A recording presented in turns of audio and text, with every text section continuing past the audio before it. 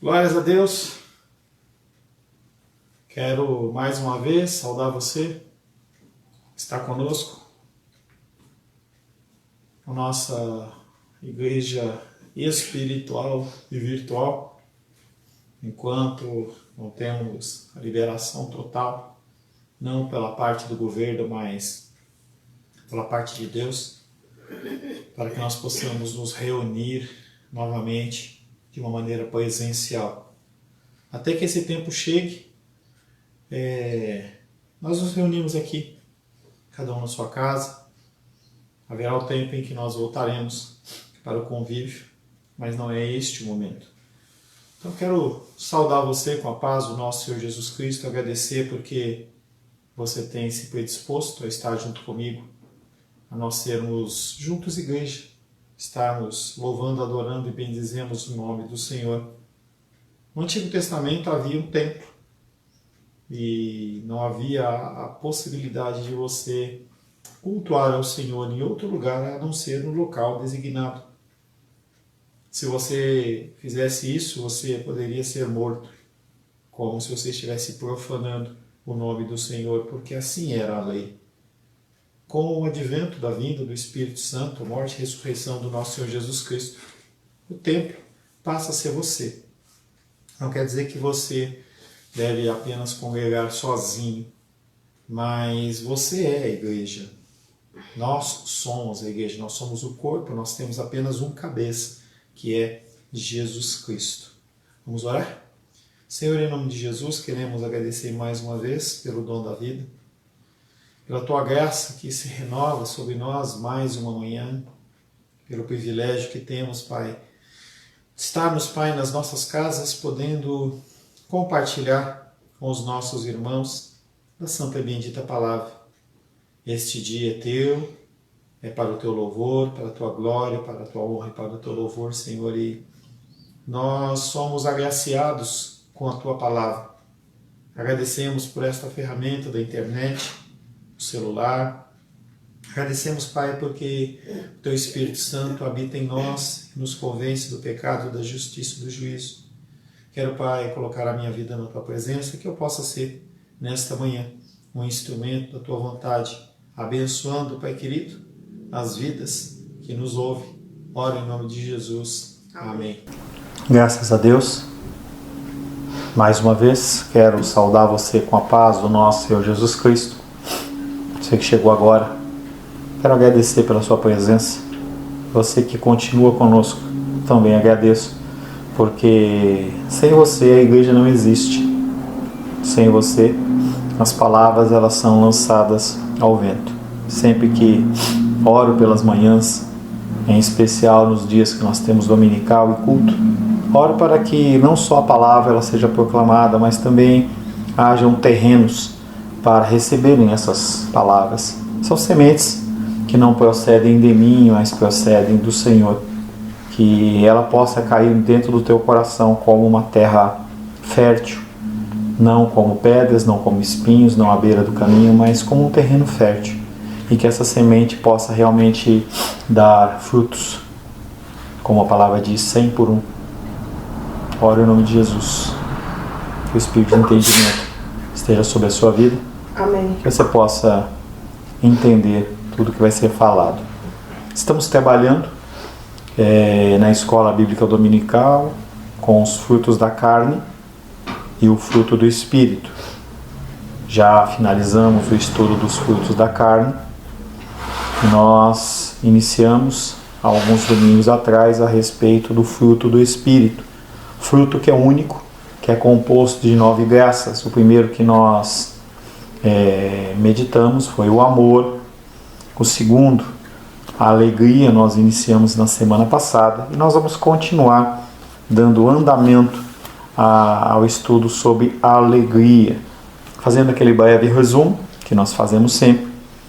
Nós iniciamos o estudo da alegria falando a palavra grega. E aí você aprendeu chaira. Você escreve C-H-A-R-A, chara, mas você fala com raira. Não é raiva, é raira. Tá? Alegria de viver. Alegria que é uma alegria especial, uma alegria diferente do que a alegria que o mundo oferece. O Novo Testamento é o livro da alegria. Nós falamos que uma frase, uma expressão que muito é usada em todo o Novo Testamento, em especial nas cartas, nas epístolas, depois dos evangelhos, todas elas, há saudações, e quando a pessoa ela faz a saudação, pelo menos dentro do ambiente grego, que é quando foi escrito o Novo Testamento, o objetivo de saudações não era saudações, e sim era a alegria seja contigo. Então, aquela pessoa que estava direcionando aquela carta para aquela igreja, para aquela comunidade, ela desejava que aquelas pessoas fossem alegres. Não alegres porque têm um carro, não alegres porque estão casados ou não estão casados, porque estão em férias ou não, mas a alegria de pertencer à igreja, a alegria de ser do Senhor. Nós citamos muitos textos, entre eles dois em especial, Lucas 1:28, quando o anjo veio dar a Maria o anúncio de que ela iria receber o Redentor no seu ventre, a saudação do anjo foi: a alegria seja contigo. Na manhã da ressurreição, depois que Cristo morreu e ressuscitou, quando ele encontra as mulheres lá no jardim, ele fala: a alegria seja convosco, Mateus 28:9. Falamos que a alegria é a atmosfera da vida cristã. Nós não somos pessoas que vivemos tristes, temos momentos de tristeza, nós nos abatemos sim, mas a atmosfera, o ar que você respira tem que ser um ar de alegria. A alegria ela permanece como um fator constante mesmo em meio a lutas, porque você tem a certeza que Deus ele está com você, mesmo com o seu coração vacilante. O meu também é assim. Quando as lutas vêm, elas nos abatem, elas nos abalam. Nós demoramos um tempo para que a gente se restaure, mas a alegria tem que fazer parte das nossas vidas. Toda a virtude e conhecimento devem ser irradiados com alegria e até mesmo a paciência. Então, quando aquela pessoa te tirou do sério e você está exercendo a paciência, vocês têm que estar alegre. Aquela cara emburrada, aquela cara amarrada, ela não convém aos santos. Uma vida sem alegria não é uma vida cristã. A vida de Cristo, com Cristo, é uma vida de alegria. Porque você tem muito mais. Você ganha muito mais do que você perdeu. Você é uma pessoa que sabe que tem um porvir. Você é uma pessoa que tem uma expectativa. Falamos que há a alegria na comunhão cristã.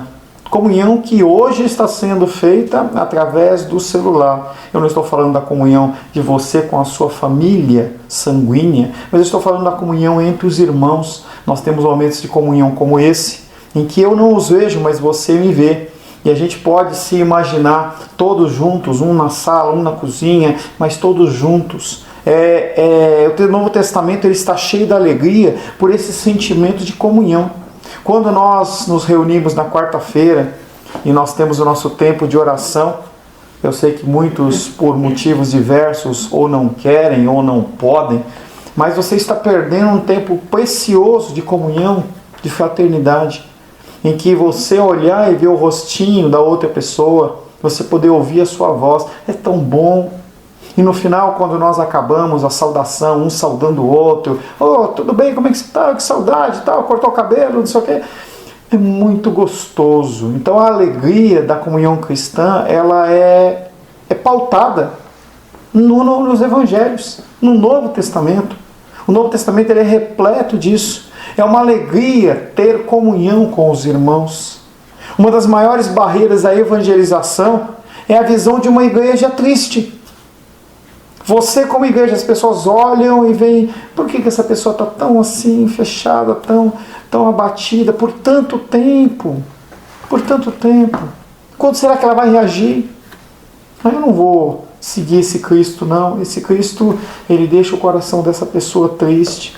Uma das maiores barreiras à evangelização é a visão da igreja onde não há comunhão. Onde as pessoas elas estão abandonadinhas, não tem mais aquele sentimento, aquele desejo. No Novo Testamento não existe vestígio nenhum de uma religião que isola o homem. Você pode ter sim tempos de oração. A palavra de Deus, através do apóstolo Paulo, diz: se o homem ele quiser, ou a mulher quiser se separar para a oração, a partir da aprovação do cônjuge, sim, você se afasta por um tempo, mas em regra nós somos criados para vivermos em comunhão, em unidade. Não há condição de vou para um monte, eu vou para o monte, vou ficar lá, vou viver lá sozinho, vou viver numa ilha, não, Deus me chamou para eu vir. Não existe isso, não existe exemplo. Por mais que as pessoas elas desejam e tentem criar coisas, as escrituras são a regra. Há regras específicas. Você ora a Deus em nome de Jesus, e quem leva as suas orações é o Espírito Santo. Não, mas eu quero um modelo diferente. Não tem modelo diferente. O Senhor ele não aceita. Mas eu acho que desse jeito é mais legal, não importa o que você acha. Deus ele não separa pessoas para ficarem isoladas. Lá em São Paulo eu lembro que perto de uma estação do metrô, lá no centro da cidade, tem um local que uma vez eu fui fazer um trabalho escolar, ainda tinha idade de 18, 19 anos, 17 anos, e eu entrei lá no mausoléu lá, e aí tem o santuário das freiras carmelitas descalças, e aquelas mulheres elas são isoladas do mundo, os vidros são todos pretos, elas não têm acesso nenhum, nem com televisão, nem com internet, nem com rádio, nem com coisa nenhuma, é só ali. Deus não pediu ninguém para fazer isso. Nós temos que ter alegria na comunhão com os irmãos. Além da alegria da comunhão cristã, nós temos a alegria do Evangelho. O Evangelho são boas novas, são boas notícias. Então essa semana o Alisson mandou uma mensagem, falou: pastor, eu consegui trocar de carro, olha que boa notícia, e ele quer compartilhar. Eu vi que ele postou no lugar, postou hoje, no outro lugar, e ele colocou lá: obrigado meu Deus, fez lá uns frufru lá no Instagram e tal, demonstrando a alegria dele de sim adquirir um bem, mas em especial porque ele sabe que Deus que deu para ele. A alegria no Evangelho. A alegria dessa descoberta de que você não está sozinho, você não foi construído, você não foi inaugurado, você foi criado por Deus. A história do Evangelho começa e termina em alegria. Foram boas novas de grande alegria que os anjos levaram para aqueles pastores lá em Lucas 2,10. Aqueles homens lá, naquela noite escura, em volta da fogueira, as ovelhinhas tudo dormindo, aparecem aqueles anjos e eles, não assusta não, eu tenho boas novas. E aqueles homens, depois de ouvir as boas novas, eles falam assim: que ovelha que nada, deixa elas aí, amanhã a gente vai buscar, vamos ver esse Salvador. Aí saíram andando à noite procurando quem era o Salvador. Os sábios, os reis magos, eles também andaram por milhares de quilômetros procurando essa estrela, seguindo essa estrela. Não, nós temos que conhecer, são boas novas. Assim houve alegria desde o início. As pessoas elas são felizes nessa descoberta do Evangelho. A história do Evangelho termina com grande alegria. Nós temos vários episódios que nós lemos na semana passada, eu não vou repetir, mas em especial a figura de Zaqueu, um homem baixinho, cobrador, ele emprestava dinheiro a juros, e quando ele sobe lá naquele espinheiro, naquela árvore lá, e ele vê o Senhor, ele fala assim: eu tenho que ver o meu Senhor, eu tenho que ver. Algo que acontece também com o cego. Ele não viu, claro, né? Mas ele sabia, ele falou: filho de Davi, tem misericórdia de mim. E aí ele pula, ele larga a capa, ele não está nem aí, porque ele quer a presença do Senhor. O Evangelho é alegria. Mas sempre existem aqueles que têm feito da sua religião uma agonia. Pessoas que dizem servir a Deus, mas não são felizes. São opressos. Sistemas religiosos opressos. Corações não libertos, que vivem um evangelho de massacre, de autocondenação. Nós temos que nos avaliar, sim. A nossa vida tem que ser uma vida de autoavaliação o tempo todo. Mas nós temos que entender que Jesus Cristo ele já pagou o preço do seu pecado. Então não há condenação. Não há condenação mais para aqueles que estão em Cristo Jesus. Quem tentará acusação contra os filhos de Deus? É Deus quem os justifica. No Novo Testamento, a fé e a alegria andam juntas. Não tem como você ter fé num Deus Salvador, um Deus maravilhoso que te resgatou, que você não ter mais alegria do que tristeza. Há uma certa severidade nesta alegria cristã. É uma alegria que se regozija mesmo na provação. É algo que você tem que exercitar. Eu ainda tenho muito para caminhar nisso. Quando a luta vem, a dificuldade vem, eu não consigo identificar Cristo. Parece que a luta, ela como se fosse jogada um grande cobertor assim em cima e você fica isolado, até que você começa a acomodar a sua vista. Já entrou nesse tipo de coisa? Você entra num lugar escuro e até sua vista acostumar com aquela escuridão, você não enxerga nada. Se você não tem alguma luz, você acorda de noite, você quer ir no banheiro, aí você não tem nenhuma referência de luz, você fica assim, até que se acostuma. Isso é exercício. Você aprender a viver, mesmo em meio a lutas, dificuldades, mas sendo feliz e sendo alegre. Esta alegria cristã é uma alegria que se regozija, se alegra, mesmo em meio a lutas. Mesmo em meio a provações. É isso que é exigido de nós. Tiago ordena que seus leitores se alegrem quando são provados. Tiago 1,2 ele fala: alegrai-vos em meio à tribulação. Pastor, como que eu vou me alegrar? Estou lá sentindo aquela dor, a gente ora pela Diene, ora pela Lourdinha, aquela dor, estou sentindo aquela dor e eu vou me glorificar, eu vou glorificar a Deus. Vê esse negócio da janela que está batendo, vê se abre e para esse troço aí. Não é não? A alegria cristã é como a alegria de uma mulher de quem as dores de parto já se foram e cujo filho chegou. Então, aquela dor, quando o filho chega, tudo passa. E aí eu ontem estava pensando no exemplo, até falei com a Rosângela, é como quando você vai numa piscina e vai na praia, tá aquele calorzão, você está lá fritando, aí chega uma hora que você não suporta mais, aí você cai na piscina, é aquele alívio, ou aquela ducha que cai em cima da sua cabeça, aquele alívio. Esta é a alegria do Evangelho. A alegria cristã é como a alegria de uma mulher de quem as dores de parto já se foram. É notável como frequentemente no Novo Testamento a alegria e a aflição andam lado a lado. É a mesma moeda. De um lado a alegria e do lado a aflição. É a mesma moeda. Você se alegra quando você é livre da aflição. Você não ter lutas, dificuldades, é uma vez de marasmo. E a gente brinca sempre aqui em casa. A gente tinha o nosso pastor lá em São Paulo que ele falava: quer ter uma vida sem dificuldades nenhuma, sem lutas nenhuma, sem dores nenhuma, morre. Lá no campo da esperança não tem ninguém sentindo dor. Os enterrados, claro. Nós temos que ter uma vida de busca e expectativa.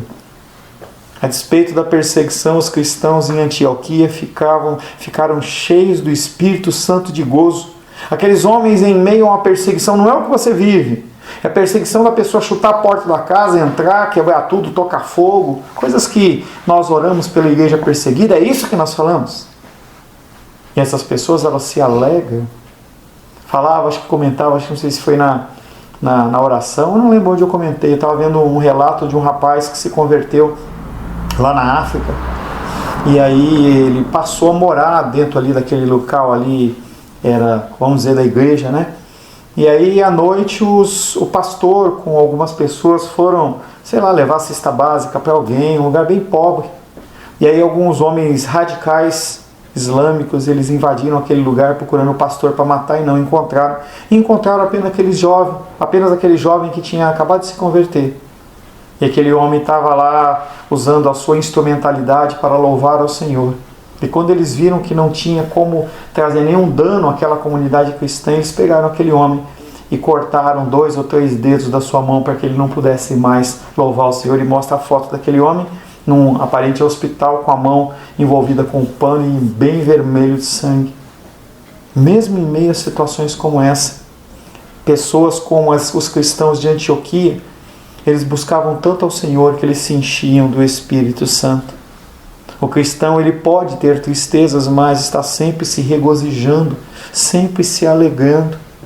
O Evangelho trouxe tribulação à igreja de Tessalônica, mas também trouxe alegria. 1 Tessalonicenses capítulo 1, verso 6. Vamos começar a ler os nossos textos bíblicos, porque o que interessa para nós as referências bíblicas que atestam aquilo que nós estamos falando. 1 Tessalonicenses capítulo 1, verso 6, diz assim, 1 Tessalonicenses capítulo 1, verso 6, com efeito vos tornastes imitadores nossos e do Senhor, tendo recebido a palavra, posto em meio de muita tribulação com a alegria do Espírito Santo. Então o apóstolo Paulo, ele olhava para a igreja de Tessalônica e falava assim, olha, vocês são iguais a mim. Quando eu estou preso, eu louvo ao Senhor. Jesus Cristo, ele louva ao Senhor. Vocês são nossos imitadores. Esta alegria na tribulação pode ser uma coisa maravilhosa.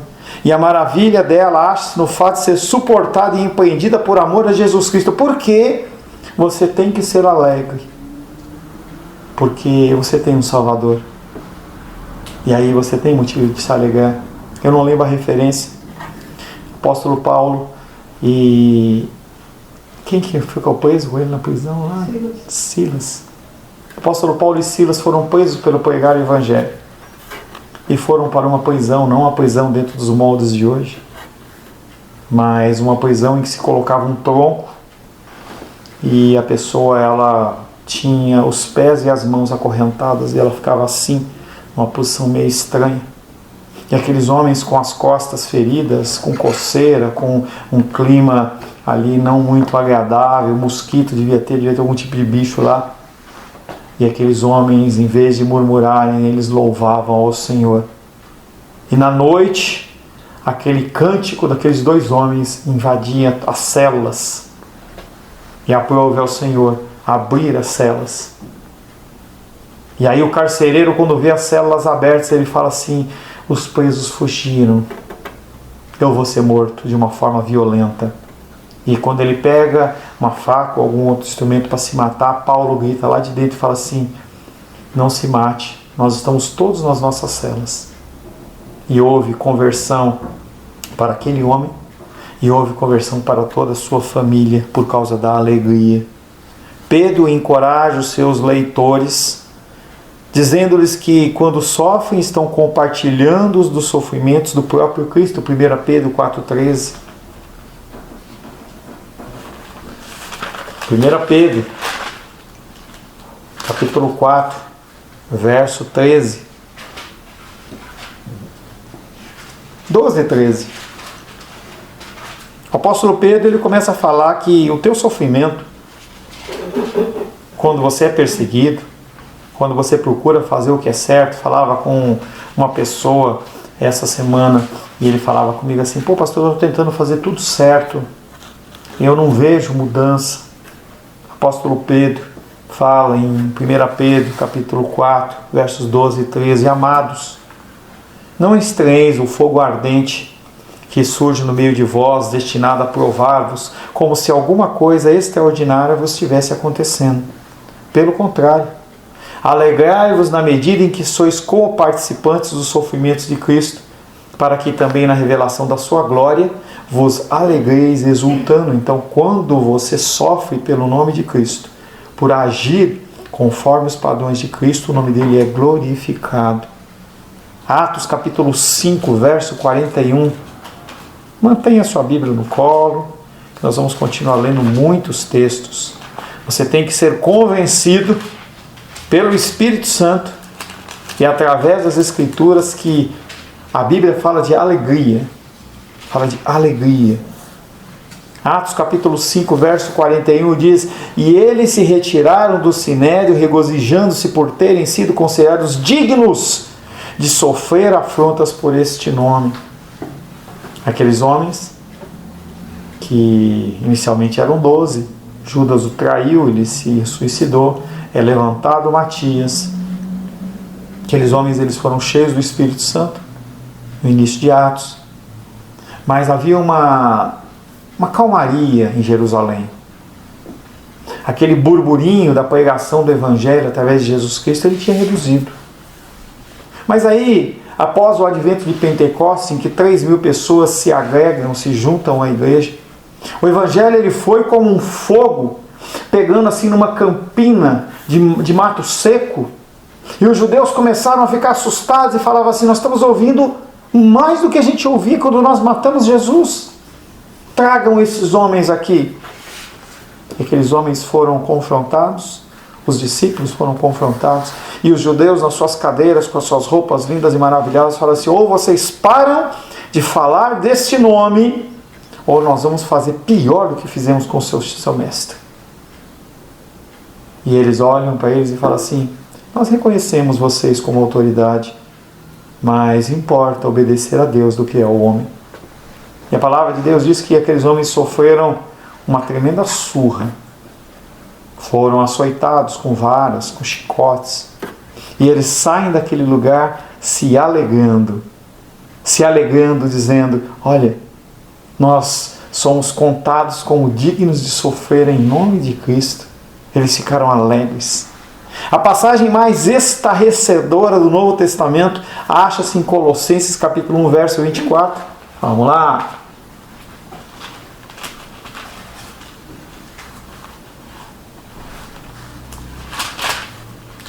Colossenses capítulo 1, verso 24.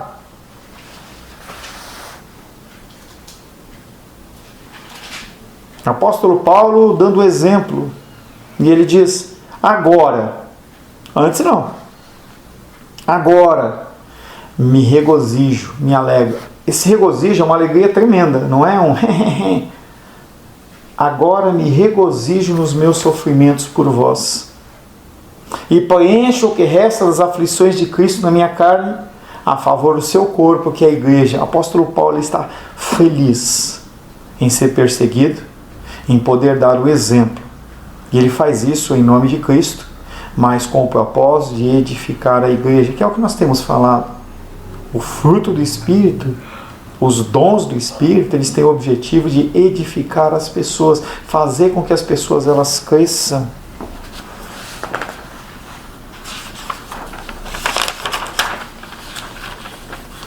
Como é que alguém pode completar os sofrimentos de Cristo? Cristo não fez a obra completa? Façamos uma comparação. É possível que um cientista, um cirurgião ou um médico no seu laboratório, centro cirúrgico ou sala de pesquisas, trabalhe com esforço e sofrimento, correndo perigo, arriscando e destruindo sim a sua própria saúde para achar a cura ou alguma ajuda para as dores e enfermidades dos homens. Isso está acontecendo ao redor do mundo. Em relação ao Covid, as pessoas estão lutando para descobrir esse vírus, a cura desse vírus. Mas a sua descoberta ela permanece inútil, a não ser que seja tirada do laboratório e colocada à disposição dos homens em todas as partes do mundo. Então, o que Cristo fez foi gerar essa salvação. Mas se essa salvação ela ficar no seu coração, ficar apenas no âmbito da sua vida, e você não exteriorizar, isso não vale absolutamente nada. Não tem efeito. É aquilo que eu falei para vocês no começo. Eu procuro preparar as escrituras para a gente meditar. Nós temos o canal da internet. Nós aumentamos a nossa internet para a gente poder fazer uma transmissão melhor para você. Mas se você não ligar o celular, se você não participar comigo, se você não compartilhar o que você está assistindo, isso se perde. Vai ficar eu falando na internet, para minha esposa, para minha filha, e ninguém do outro lado. Qual é a vantagem disso? O apóstolo Paulo, quando ele fala que ele cumpriu o sofrimento na carne dele, ele está falando disso. Ele está falando que a obra de Jesus ela foi realizada e completa, mas ainda falta torná-la pública aos homens. Essa semana me alegrei, não sei que dia que foi, acho que foi sexta. Nosso irmão André, eu conversei com ele um pouco e ele estava andando na rua e ele viu uma senhorinha, sei lá, da ordem dos 60 anos. E aí ele parou para conversar com aquela senhora, e aquela senhora falou assim: poxa, eu não vendi nada, tá tão difícil. E aí ele disse que sentiu no coração de dar uma oferta, uma pequena oferta para aquela mulher, e ela ficou tão feliz. E aí chegou o marido daquela mulher que fazia também o mesmo trabalho em outro local, e eles olharam e viram que com aquela oferta, aquele valor poderia sustentá-los, dar a manutenção para a vida deles para 1, 2, 3 dias, e eles conseguiram ver a mão de Deus. E aí ele atesta, ele contou para mim que ele pegou e começou a falar de Jesus para aquelas pessoas. E aquelas pessoas puderam ouvir a palavra, puderam se alegrar no Senhor, saber que há uma esperança. O que ocorreu naquele dia com o nosso irmão André e aquele casal, é simplesmente o que Paulo falou. Ele completou o sofrimento de Cristo através da sua vida. A obra de Jesus ela foi realizada e completada, mas ainda falta torná-la disponível aos homens. Repetidas vezes na história, os homens têm labutado, sofrido e morrido para contar aos outros aquilo que Jesus fez por eles. E em seus sofrimentos podemos dizer que estão completando os sofrimentos do próprio Jesus Cristo. Aqui está o grande pensamento inspirador, afirmando que se em qualquer tempo nosso serviço e lealdade a Ele nos custarem alguma coisa, não estou falando de dinheiro também, mas não é só dinheiro. Isto quer dizer que estamos completando os sofrimentos de Jesus Cristo. Quando você usa o seu tempo, não só para você, quando você usa o seu tempo para abençoar vidas, mandar uma mensagem, fazer uma ligação, ou ver uma pessoa que está abatida, você trazer uma palavra de conforto. Se a pessoa está errada, levar uma exortação. O que você está fazendo é completando o sofrimento de Cristo. É como se você estivesse deitando o azeite sobre a ferida de Cristo. É como se você estivesse falando para Cristo assim: Cristo, valeu a pena o seu esforço. E aí eu apresento esta vida aqui no teu altar. É tão profundo isso. E como fazer isso com uma cara amarrada? Você acha que se o nosso irmão André tivesse chegado naquele casal com a cara, parecendo aquelas caras daqueles bulldog, bufando, com ira no coração, sem um semblante de alegria, eles iam ouvir? Você acha que aqueles entes queridos que você tanto luta para que eles venham à casa do Senhor, será que eles não estão sendo impedidos, é mal dizer, claro, impedidos pelas suas murmurações, por não verem em você gratidão, que é um tema que nós temos tratado bastante no culto, a gratidão, de você olhar e conseguir reconhecer tudo que você tem, quem você é. Postei lá na igreja, mandei para algumas pessoas, não, para o nosso grupo, né? Poucas pessoas responderam, fiz lá um textinho lá. Parece que as pessoas nem leram. Mas mesmo assim, o que eu estou tentando fazer é o quê? Mostrar para você que tem esperança. Se você fizer algo que custe alguma coisa para você, quer dizer que você está completando os sofrimentos de Cristo. Que privilégio é mais sublime do que este? O que é mais importante do que isso? Do que você poder levar a paz, poder levar o amor, levar a esperança às vidas. Se assim for, a alegria não será tirada de você. João 16, 22. Quando que você perde a sua alegria? O que é que faz com que a alegria que habita dentro do seu coração, ela deixe de existir? Quando você deixa de cumprir o propósito que Deus tem para você. Levar a alegria para os outros. Essa porçãozinha que você tem dentro do coração de alegria, se você der para os outros, você não vai ficar sem. Da mesma maneira, se você tiver alguma coisa para abençoar uma vida, abençoe. Não vai faltar. Quem diz isso é o Deus, não sou eu.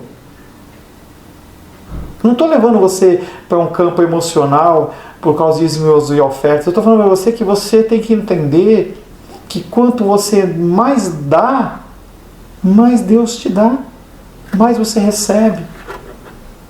É algo que você tem que começar a praticar para você sair desse círculo de correndo atrás do rabo. Ontem eu saí para caminhar um pouco, fazer uma caminhada com a família, aí tinha um cachorro que ficava correndo atrás do rabo assim. Você não vai pegar nunca o rabo. Não vai pegar. Por isso que você precisa se entregar ao Senhor.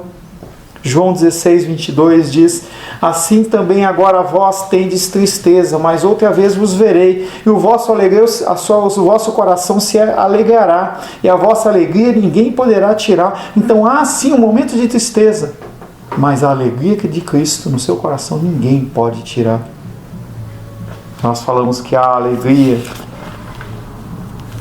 na comunhão cristã, há alegria na propagação do Evangelho, e a alegria na obra e no testemunho cristãos. A alegria de ver Deus em ação. Os 70 discípulos, ainda quando Cristo estava na terra, voltaram com alegria. Abra aí Lucas 10, 17. Deus deu uma tarefa, Jesus Cristo deu uma tarefa para eles. Vão aí, de 2 em 2, pregar o Evangelho. E aqueles homens voltam, dando o retorno do que aconteceu. Lucas 10, 17. Então regressaram os 70, possuídos de alegria, dizendo: Senhor, os próprios demônios se submetem em teu nome. A alegria deles de fazer a obra de Deus. E aí, ainda voltando ao assunto do nosso irmão André, ele fala assim: pastor, como eu fiquei feliz, como eu me alegrei em cumprir o propósito para o qual Deus ele me criou. Os 70 voltaram com alegria porque os demônios foram conquistados no nome de Cristo. Diante das obras maravilhosas de Jesus, o povo se alegrou por causa das coisas grandiosas que estavam sendo feitas por ele. Lucas 13, 17. Lucas 13, 17.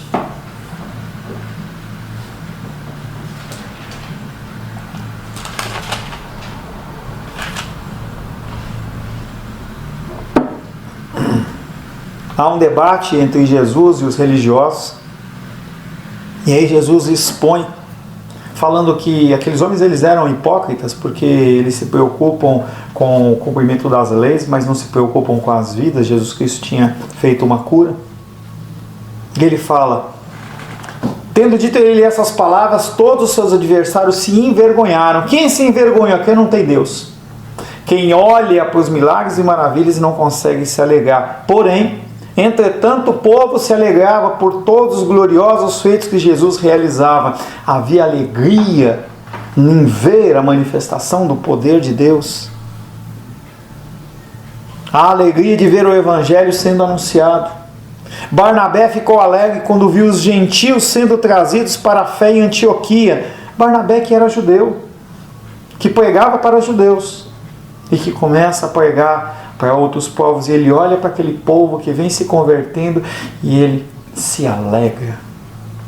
Como eu fico feliz quando eu vejo o seu comentário: poxa, o meu irmão estava aqui, ele passou por aqui. Nós temos vivido um tempo diferente em relação à pregação do Evangelho. Enquanto eu vou falando, abre Atos 11, 23. Porque a nossa pequena igreja é uma igreja de em torno de 30 pessoas, não chega a isso, com crianças. E aí eu tenho visto 50, 60, 70, 80, até 100 visualizações. A gente sabe que muitas pessoas elas só passam, entram e vão embora. Mas quantos desses têm ouvido o Evangelho?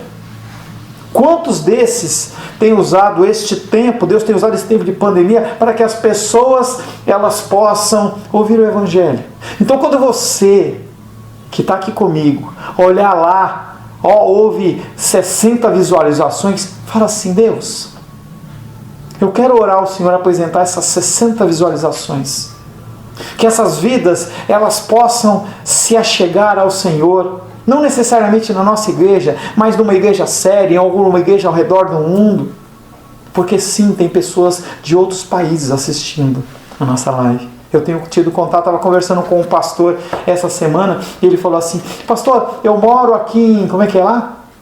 Uganda? Não é Uganda, sei lá o nome do país. E eu falei assim para ele: mas você está aí do outro lado? Ele falou: eu sou pastor aqui.